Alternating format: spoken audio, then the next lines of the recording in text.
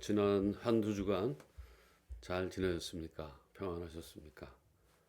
정말 삶의 현장 곳곳에 여러분들의 일터와 여러분의 가정과 삶의 현장에 주님의 평안이 좀 가득하게 임하기를 소원해 봅니다.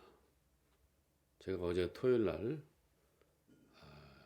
전에 섬기던 교회사 교역자들과 함께 식사하는 그런 자리를 가졌습니다.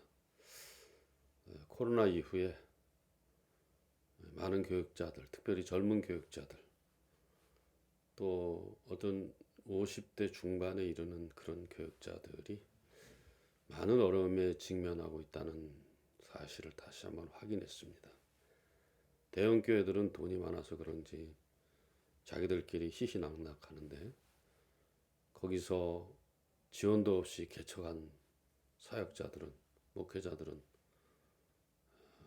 월세 때문에 그리고 융자금 때문에 우울증에 걸리고 심지어는 자살하고 싶은 그런 충동을 느끼게 된다는 그런 얘기를 들었을 때 사실 너무 마음이 안타까웠습니다.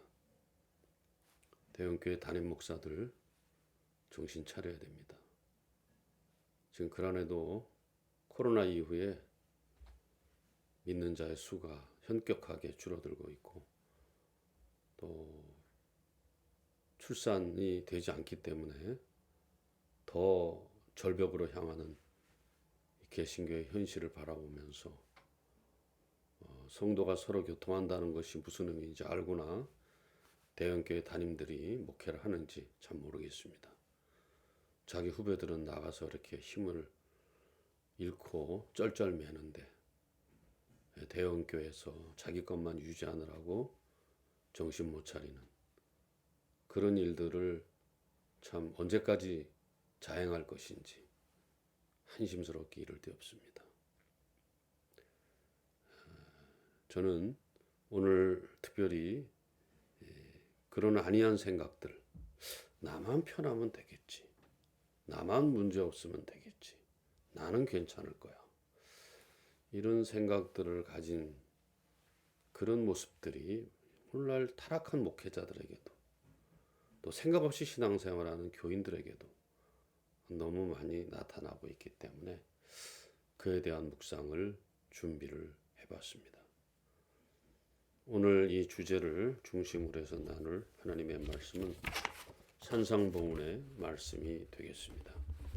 마태복음 5장 3절에서 7절 말씀이 되겠습니다.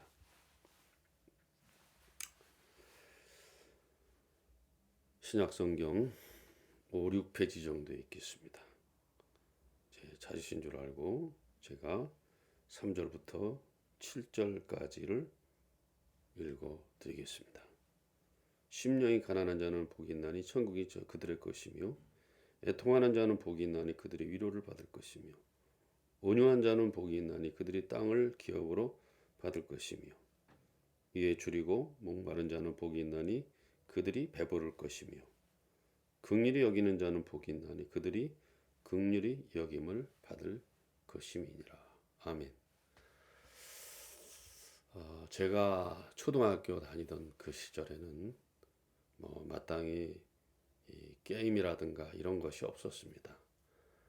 인터넷 게임이라든가 그런 게 없어서 그저 한다는 게 그 추운 겨울에 또 더운 여름에 두껍게 입고 혹은 넌닝구 바람으로 나가서 딱지 치고 팽이 돌리고 그랬던 기억이 있는데요. 특별히 그 중에서도 팽이를 돌렸던 그런 기억들이 가끔 떠오릅니다. 때로는 땅바닥에 대고 팽이를 돌린 적도 있습니다. 팽이끈을 칭칭 감아서 내리 꽂으면은 이게 팽이가 돌아가는 거죠. 또 어쩐 때는 겨울에 요 냇가가 얼어서 거기에다가 또 신나게 그 팽이를 돌렸던 그런 기억들이 있습니다. 그 중에서도 그 팽이를 돌릴 때 보면은 그냥 두면 죽습니다.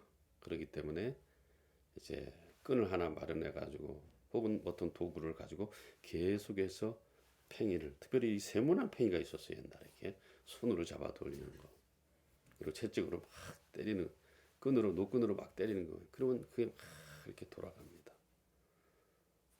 좀 세로로 긴 팽이는 그렇게 돌려서 채찍질을 계속하게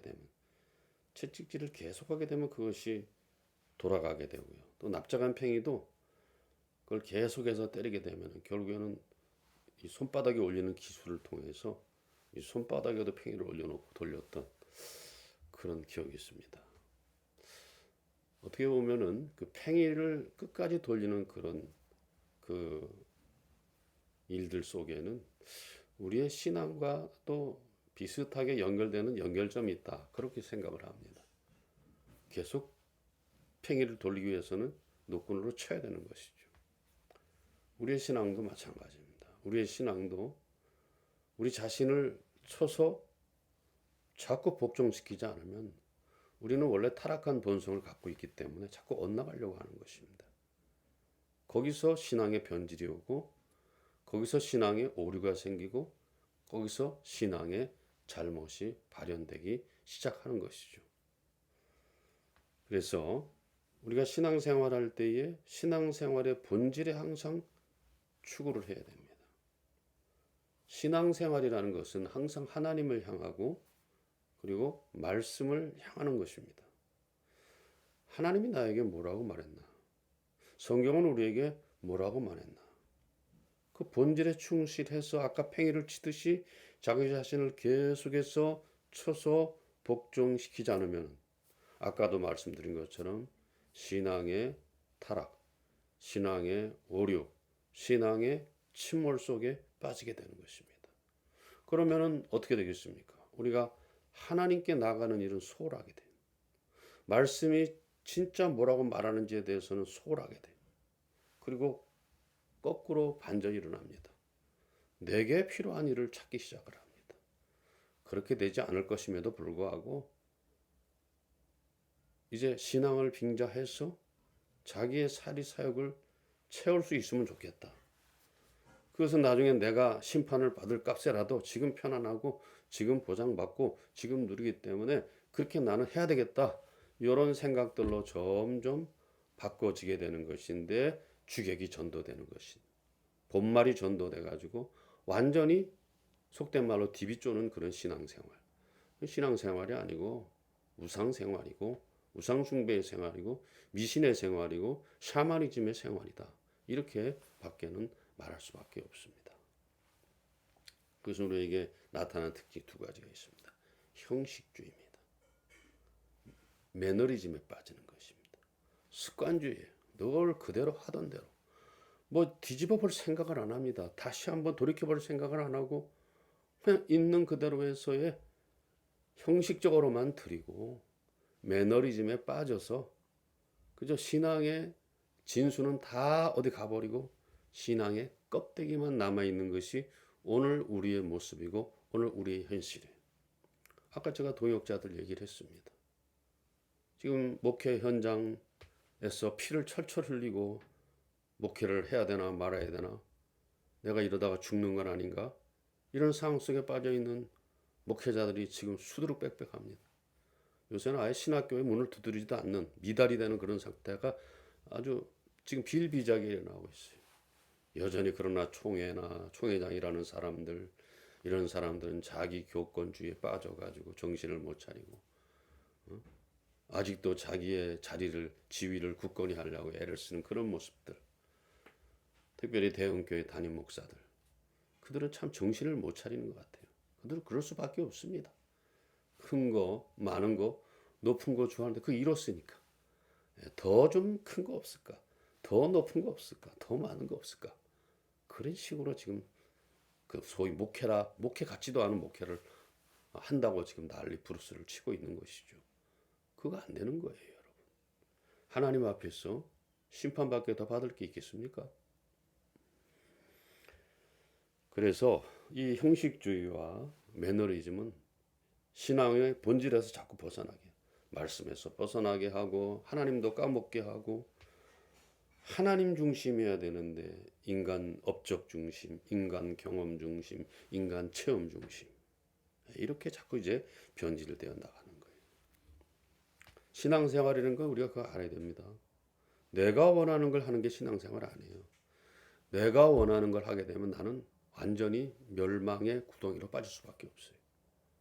인간은 가만두면은 박영선 목사님 말한 것처럼 자기 편한 일 하게 돼 있고 쉬운 일 하게 돼 있습니다. 그러다 보면 어떻게 돼 있어요? 육체의 소욕을 따라서 움직일 수밖에 없어요. 그럼 그거는 우상생활이 되는 거예요. 신앙생활이 아니라 우상생활이 될 수밖에 없다라는 것입니다. 그래서 그런 식으로 자꾸 빠져들게 되면 신앙의 아름다운 영광스러운 목표에 도달하는 게 아니라 사탄이 파놓은 함정으로 한 발자국 한 발자국 한 발자국 그 다음에 대책 없이 빠지게 되는 거죠. 여러분 그런 사람이 되어야 되겠습니까? 목회자는 하나님 앞에 가서 더 많이 두들겨 맞을 거고 일반 성도들은 뭐예요? 40년 50년 아니 평생 예수 믿었다며. 평생 예수 믿었다며. 그것은 아닌 것이죠. 여러분 성경의 역사를 보시면은 신구약 전체를 보세요. 하나님께서는 항상 당신의 공의와 당신의 자비하심으로 항상 우리에게 함께 하셨어요. 그리고 그것이 안 될 때는 하나님께서 심판하시고 정죄하시고 아주 그 영적 회초리를 드셨습니다. 무서운 거예요, 여러분.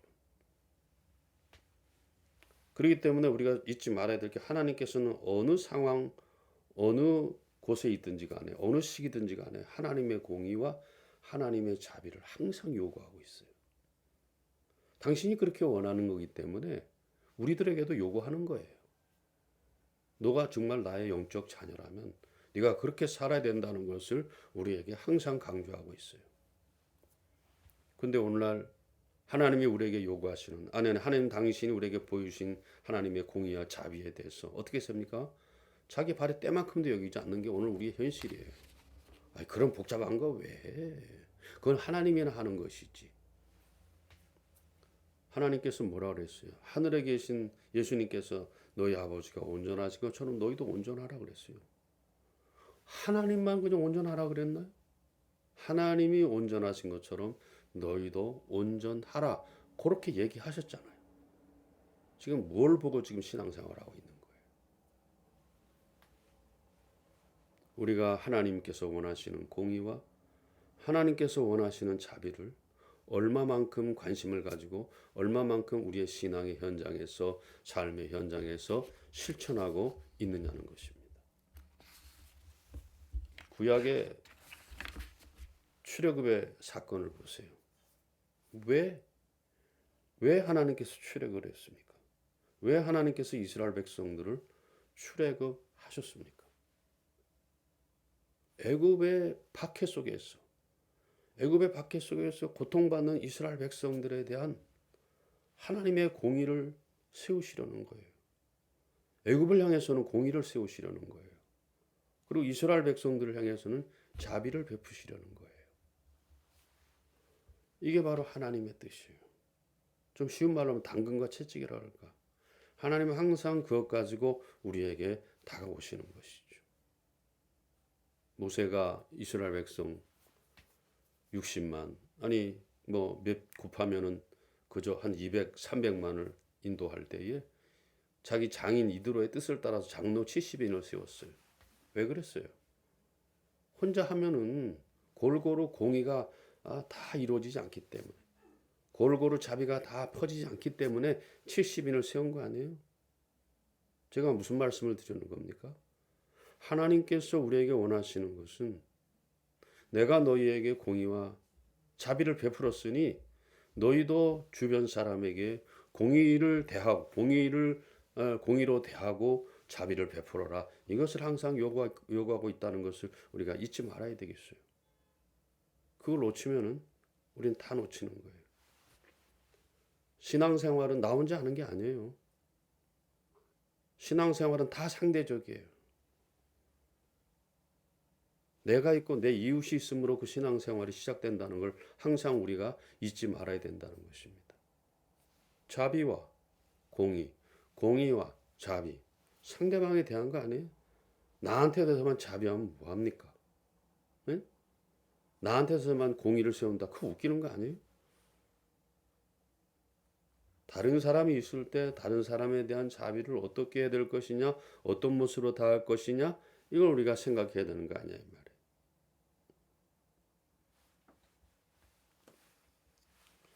그러나 이렇게 정의와 자비를 세우는 일은 쉽지 않습니다. 왜? 자기 자신을 내려놔야 되고 자기 자신을 포기해야 되는데 이게 쉽지 않은 거거든요. 그래서 예수 믿는다는 게 쉽지 않은 거예요. 예수 믿는다는 게 그렇게 간단하지 않다는 걸 우리가 분명히 알아야 된다는 것입니다. 이게 부담스러우니까 많은 교인들이 많은 경우에 있어서 교묘하게 꼼수를 부립니다. 목회자도 마찬가지입니다. 목회자도 마찬가지로 꼼수를 부리고 약간 변형을 시켜가지고 이것이 마치 진짜이냐 그렇게 사람들을 호도하고 꼬드길 때가 얼마나 많으냐는 것입니다. 하나님께서 우리에게 내가 너희 가운데 공의와 자비를 베풀기 위해서 이러이러한 제도를 줄 테니 이대로 다 해라 이렇게 얘기했지만은 그 하나님께 주신 제도조차도 자기의 이익만을 위해서 자기의 편안만을 위해서 자기의 보장받은 만을 위해서 그들은 그것을 사용하고 있었다는 거예요. 잘 아시잖아요. 성전제도, 제사장제도, 심지어 왕정제도까지. 이건 다 하나님께서 우리에게 주심으로 하나님의 공의를 베풀어라, 하나님의 자비를 베풀어라 주신 것인데 이 제도들을 통해서 공의와 자비를 베풀기보다는 자기의 욕심을 채우려고 덤벼드는 것이 오늘의 현실이에요. 과거 구약 때부터 그랬고 신약도 그랬고 지금도 마찬가지. 변함이 없어요. 그거 어떡하겠어요, 여러분. 뒤지게 맞아야지. 지금은 자기 옆에 있는 돈 때문에 명예 때문에 실감을 못하고 있는데 지가 나이 안 들어? 지가 꼬꾸라질 데가 없어? 안 되는 거예요. 이런 공의와 자비를 베풀라고 주신 그러한 제도들을 하나님의 의도를 인간의 욕망으로 싹 바꿔서 지금 변질시킨 것이 오늘날 교계 지도자들의 모습입니다. 재정 지 마음대로 하고 논문 남의 거 베껴 쓰고 그 다음에 부자 세습하고 예? 이게 뭐 하는 것들인지 그리고도 양심에 걸린 거 하나도 없이 떳떳하게 목회를 하고 앉았니 그 사람들 하나님 믿는 사람들이에요. 하나님 안 믿는 사람들이에요. 여러분은 어쩌면 하나님 안 믿는 목회자를 따르고 있는지도 몰라요.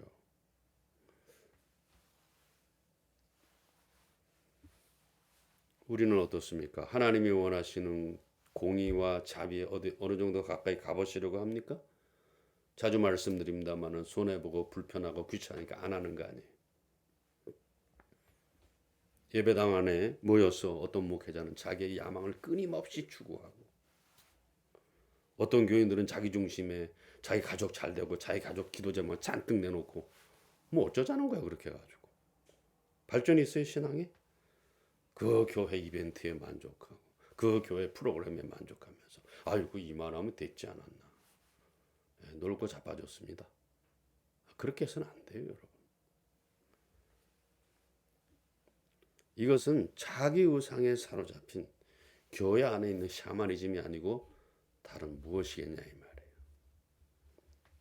본문에 제가 읽었습니다마는 가난한 자들과 슬퍼하는 자들이 행복하고 의에 줄이고 목마른 자들이 행복하며 만족할 것이다. 이게 맞는 말이에요 여러분? 이게 맞는 말 아니잖아요. 이 말씀에는 역설적인 그런 의도가 담겨져 있습니다. 그 당시의 상황을 말하고 있는 거예요. 이걸 지금으로 지금도 그런 사람도 있습니다만 그 당시에는 모든 사람들이 가난하고 슬퍼하며 애통하며 의에 줄이고 목마른 그것이 현실이었어요. 어떻게 그렇게 됐냐? 정치하는 놈들 때문에 특별히 종교의 리더들 때문에 그것이 그렇게 되고 말았다는 것입니다. 일반 국민들 백성들은 세금 갖다 바치느라고 먹을 것이 없어 입을 것이 없어 아무것도 할 것이 없어. 여러분 초대교회에서 읽어보세요. 그런 구조가 사회 구조적으로 세습적으로 계속 이어지는 거예요. 한 번 가난한 사람은, 한 번 애통하는 사람은, 한 번 슬퍼하는 사람은 계속 슬퍼하는 거. 그럴 수밖에 없어요. 사회 시스템이 그렇고 사회 구조가 그렇고 세습되니까 어쩔 수가 없는 거 아니에요?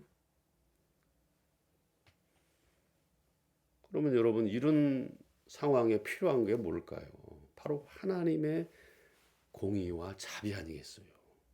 똑같이 나누라 이 말이지. 왜 너 혼자만 배불리 먹고 등 따시게 지내냐 이 말이에요. 다 같이 함께 더불어서 살아야 되는 거 아니야. 그러 주님께서 그런 사회적 현상을 보시고 그 땅에 임하여야 될, 그 시대에 임하여야 될 하나님 나라의 새로운 윤리와 도덕에 대해서 지금 설파하고 계시는 거예요. 그게 바로 산상수훈의 말씀이다 이 말이죠. 그 땅에 새롭게 임하시는 하나님 나라의 윤리와 도덕을 우리 주님께서 선포하고 계시는 거예요. 그것이 앞으로 그렇게 실현될 것이다. 그것이 작은 하나님의 나라가 우리 가운데 임하면 우리한테 역사할 것이다라는 것을 당신이 그렇게 보여주신 건데 그에 대한 시위가 있었잖아요. 며칠을 굶은 사람들한테 따라오니까 그들에게 먹을 양식을 주셨다 이 말이에요. 슬퍼하는 자, 애통하는 자를 위로하셨다 그 말이에요. 병든 자를 고쳐주셨다 이 말이에요. 그리고 죽은 자를 살아내시기까지 하지 않으셨어요. 이게 바로 하나님 나라를 보여주는 시위가 아니고 뭐겠어요? 데몬스트레이션이에요. 예? 로마를 향해서 보여주는 거예요. 유대 종교 지도자 당국을 향해서 보여주시는 거예요. 어떡할래요 이제? 주님이 그렇게 했다면 우리는 어떻게 해야 될까? 계속 자기 왕국을 만들어야 될까?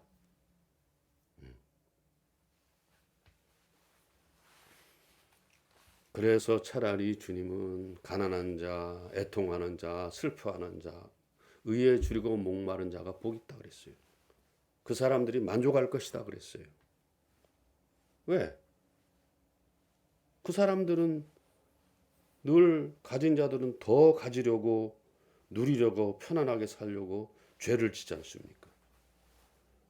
죄 짓는 사람은요, 그 사람은 복 있는 사람이 아니에요.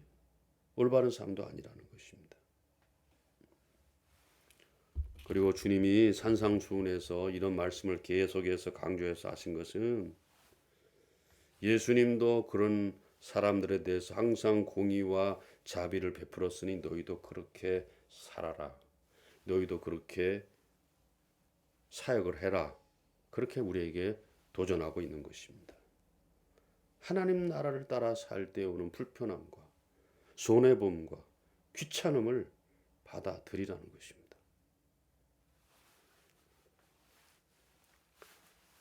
오늘 여러분 우리가 너무 안이하게 생각하고 있는 거 아닐까요? 신앙생활.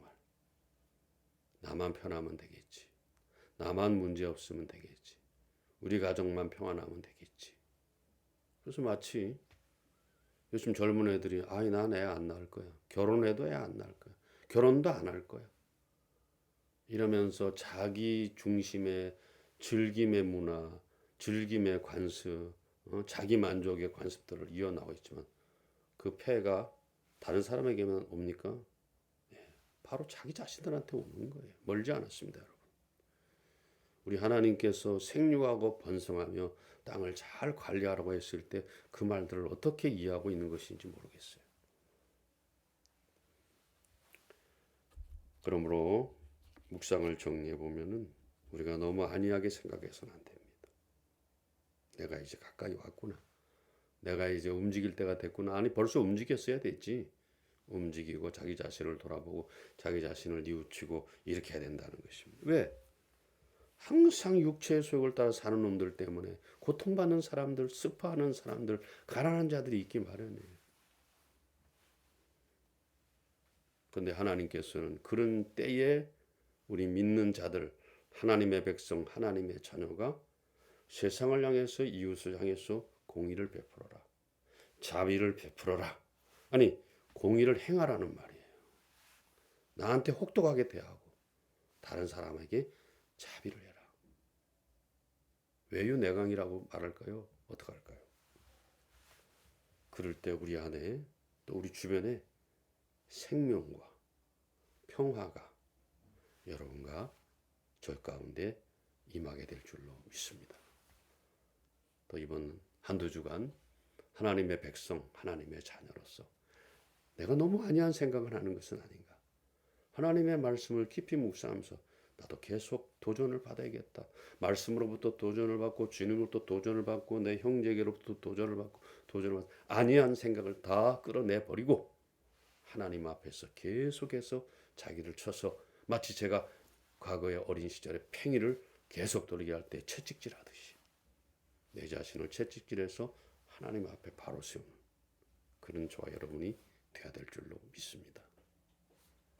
오늘 우리가 그러한 하나님의 은혜 가운데 또 한두 주간 은혜 가운데 영광스럽게 정말 참 하나님의 자녀답게 살아내시는 여러분 되시기를 주님의 이름으로 부탁을 드립니다. 감사합니다. 평안하십시오.